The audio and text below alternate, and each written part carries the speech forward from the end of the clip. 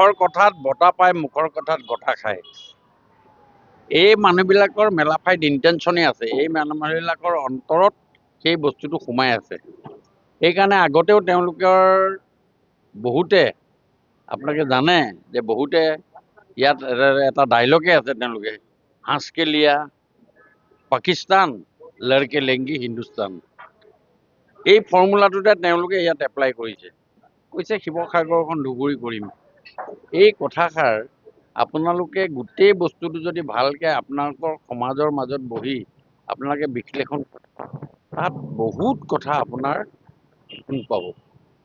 সেইকাৰণে হয়তো আছে। কিন্তু মই এটাতকৈ ডাঙৰ কথা হ'ল, গৌৰৱ গগৈ ডাঙৰীয়াই তাৎক্ষণিক কেলে ক্ৰিয়া নকৰিলে? তাৎক্ষণিকভাৱে তেওঁ কথাটো ক'ব লাগিছে যে এই কথাটো কোৱা ভুল হৈছে, এনেকৈ কথা ক'ব নালাগে। এইটো কথা তেওঁ সেই সময়ত কথাটো সমৰ্থন কৰিলে।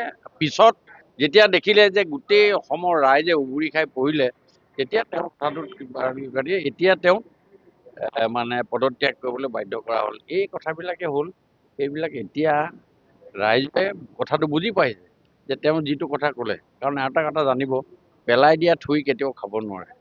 এবাৰ যেতিয়া পেলাই দিলে তাক কেতিয়াও আপুনি খাব নোৱাৰে। এই কথাটোৰ বহুত কথা আছে। তাৰ উপৰিও তেওঁলোকে ডিমাণ্ড কৰি থৈছে 48টা ছিট আমাৰ আছে।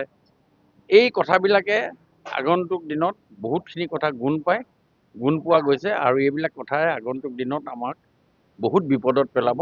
সেইকাৰণে আমি প্ৰত্যেকজন অসমবাসী ৰাইজে সাৱধান হৈ চলাটো অত্যন্ত প্ৰয়োজন আছে বুলি ক'ব বিচাৰিছোঁ।